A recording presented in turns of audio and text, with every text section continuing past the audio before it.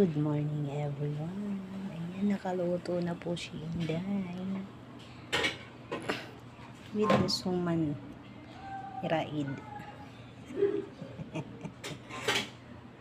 Ayan po ang aking menu ngayon.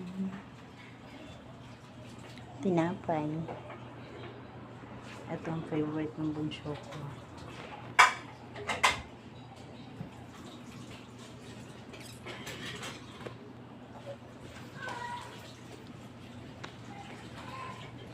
Dalawa lang kami ni bunso. Ayan. Sam. Buhugas po siya ng plato.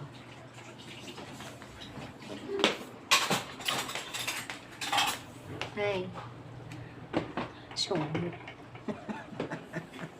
Masungit ang aking bunso.